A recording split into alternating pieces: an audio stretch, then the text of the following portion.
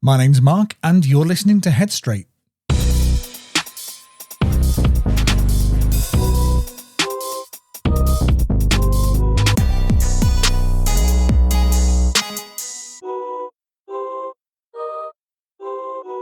Hello, you lot, and welcome back to Head Straight. And if you listened to the last episode, you'll know that we're doing something slightly different with the podcast.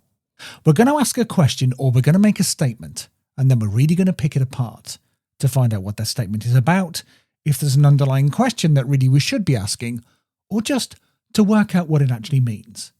So, to kick off this new season, we're taking a look at a statement I wish somebody would notice without me having to say anything. Now, it's more than likely you felt that. I know certainly I have at some points. And this is where you just wish that somebody would just notice that you weren't okay without you ever having to say anything. Now, this isn't because you want attention, and it's not because you wanted people to make a fuss over you. Now, if anything, it's more than likely to be the opposite. You didn't really want to have the conversation at all. You just wished that somebody would just look at you, see through the smile and the "I'm fine," or the fact that you just carry on as normal and quietly ask, "Are you okay? Really?" Now, I'm guessing that most of us have had a moment like that. You imagine somebody noticing that something has changed. They ask the question that you've been hoping that they'll ask, and suddenly you don't have to work out how to begin because they've asked the first question for you. You don't have to decide when it's the right time or whether you're going to say the wrong thing, because somebody else has seen enough to know that something isn't right. But you know what? That isn't what often happens, because life carries on. Your friends still joke around with you. Your teachers are going to still expect you to hand your work in. Your parents ask how your day was, and almost automatically, you hear yourself reply, "Yeah, I'm fine." Before you know it, another day has passed, and you're left wondering whether anybody has realised just how much effort it took you to simply get to the end of it. Now, when that happens, it's really easy to arrive at one particular conclusion. It's the quiet little tiny voice in your head that says, "Nobody noticed because, do you know what? Nobody really cares about me." Now, I want us to just sit with that thought for a moment, because I think this is the one that a lot of people carry around. And it feels like the obvious explanation, doesn't it? If people cared, then surely they'd noticed. If they loved me, surely they'd see it. If I really mattered, then somebody would have realised what's going on by now. But I'm not convinced that that's always what's happening here. In fact, I think we've been asking ourselves the wrong question. The obvious question is, why doesn't anybody notice? But I don't think that that's the most interesting question to ask. Because I think the better question to ask is this: why do so many of us hope that somebody else will notice before we ever have to find the words ourselves? Because I don't think this experience only belongs in teenagers, and I don't even think it only belongs to people who are struggling with their mental health. I think that this is something deeply human. There are moments in all of our lives when we hope that somebody else will recognise what's happening inside us.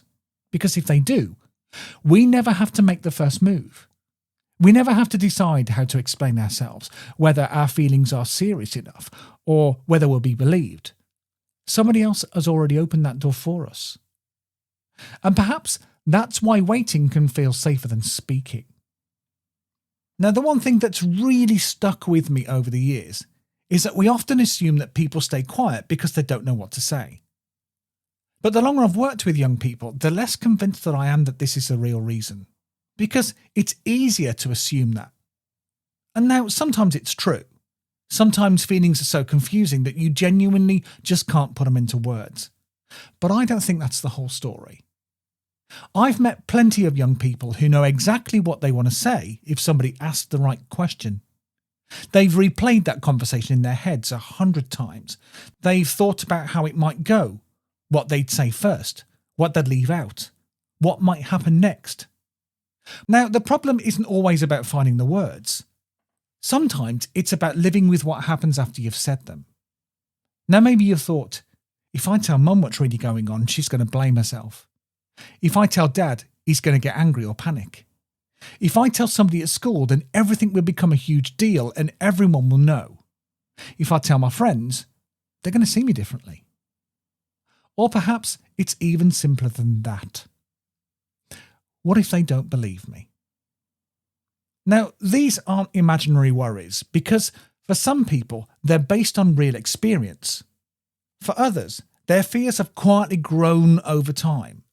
Now, either way, they can become powerful enough to keep everything locked inside. Now, when you look at it like that, staying quiet doesn't seem so strange anymore, does it? It kind of starts to make sense. Not because silence is always the best option, but because silence often feels like the option with the fewest immediate consequences. And I think that's an important distinction.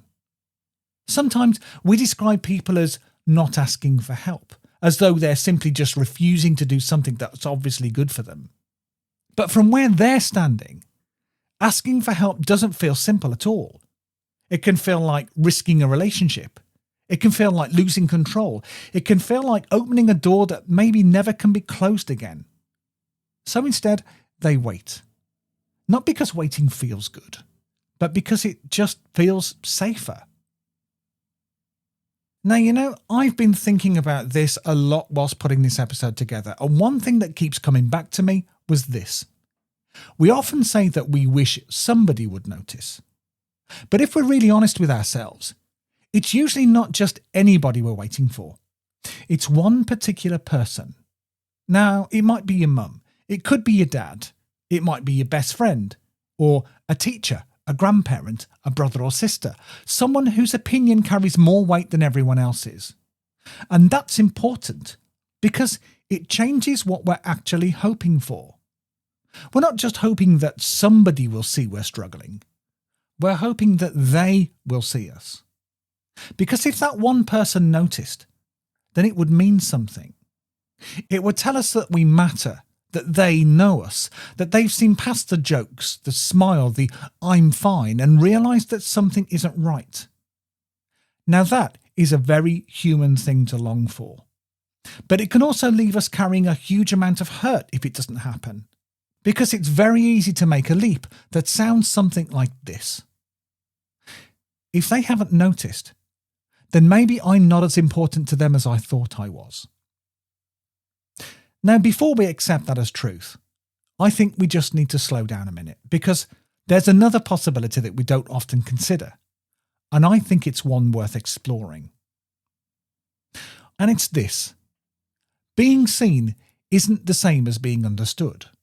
And I wonder if this is where we sometimes get ourselves stuck, because being seen and being understood are actually two very, very different things. Think about it for a moment. Somebody might notice that you've become quieter than usual. They might notice that you're spending more time in your room. They might notice that you're not eating as much, or that you've stopped seeing your friends, or that you just don't seem quite yourself anymore. They can see all of that and still have absolutely no idea what's really going on inside your head. What I'm saying is, they can notice the change without understanding the story behind it.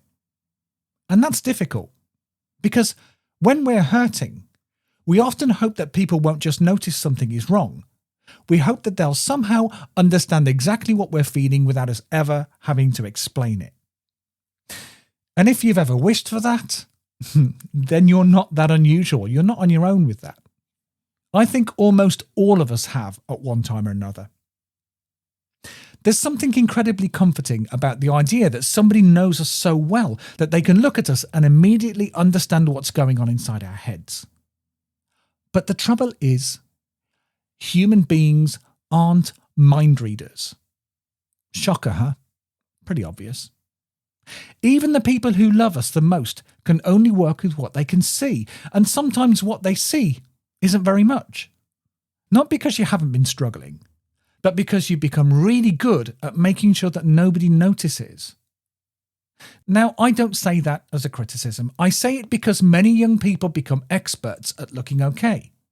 They still go to school. They still laugh at the right moments. They still answer, "I'm fine," when somebody asks. They still sit around the dinner table. And from the outside, life looks more or less the same. But inside, they're carrying thoughts that nobody around them knows exists. So when you stop and think about it like that, maybe the more surprising question isn't, why didn't anybody notice? Maybe the more surprising question is this. How could they have known? Now, before you react to that, just let me be really clear. I'm not saying people always miss the signs. I'm certainly not saying that people never ignore them, because I've had plenty of young people say to me that even when they have said what's happening to them, some people haven't listened to them. And if that's been your experience, this isn't me trying to explain it away. But I don't think that that's every story. Sometimes the people around us genuinely don't realise what's happening because we've become so used to carrying it quietly. Not because we're trying to deceive anyone, but because somewhere along the way we've learnt that carrying it ourselves feels safer than risking what might happen if we share it. Now, that's a very different conversation. And I think it's one that deserves a little compassion. Not just for the people around us, but for ourselves as well. So, perhaps we've been asking ourselves the wrong question all along. Instead of, why didn't anyone notice? Maybe we should ask this. What's made it feel so difficult for me to let anybody see what's really going on here?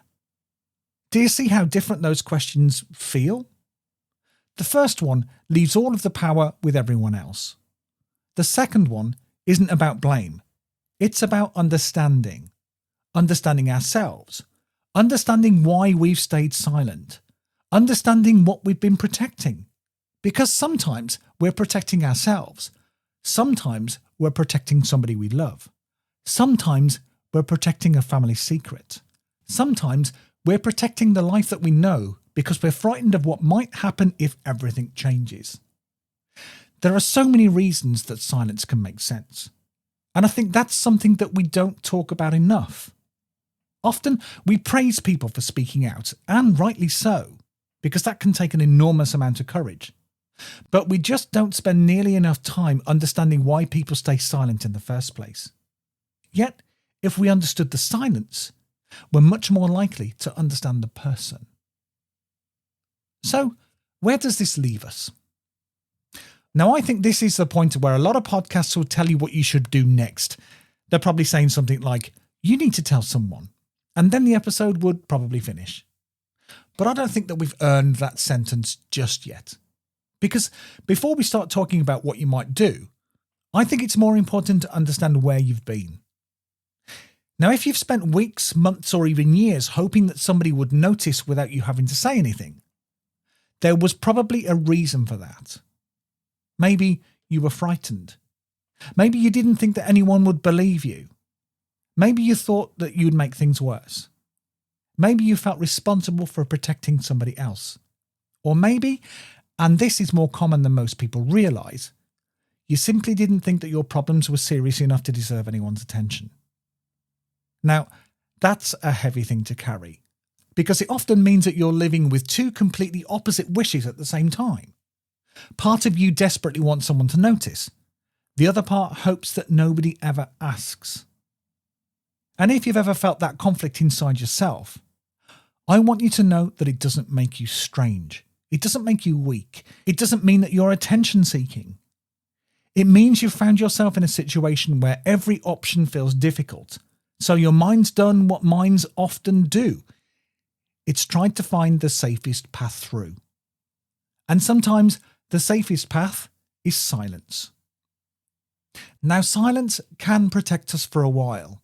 It can buy us time. It can help us survive situations that genuinely don't feel safe. But silence has a habit of becoming comfortable. Not comfortable because it feels good. Comfortable because it becomes familiar. And before we know it, we've become so used to carrying everything ourselves that we almost forget another way exists.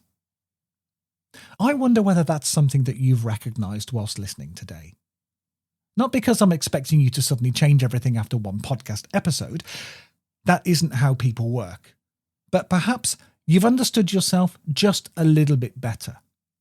Perhaps you've realised that there were reasons you've stayed quiet rather than simply blaming yourself for not speaking. In fact, I'd go as far as to say that understanding usually comes before lasting change. Because once you understand why you've been waiting for someone to notice, you can begin to decide what you want to do next. Not because somebody's told you that you should, but because you're making that decision from a place of understanding rather than fear. And I think that's a much kinder place to begin. So, as a final thought, if there's one thing that I'd like you to take away from today's episode, it's this.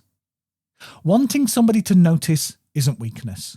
It's one of the most human things that we do. Every one of us wants to know that we're seen, that we matter, that somebody would notice if we weren't okay. The difficulty is that people around us can only respond to what they know. They can't hear the conversation that you're having inside your head. They can't respond to the fears that you've never spoken about. And they can't understand the story that's never been given a chance to be heard.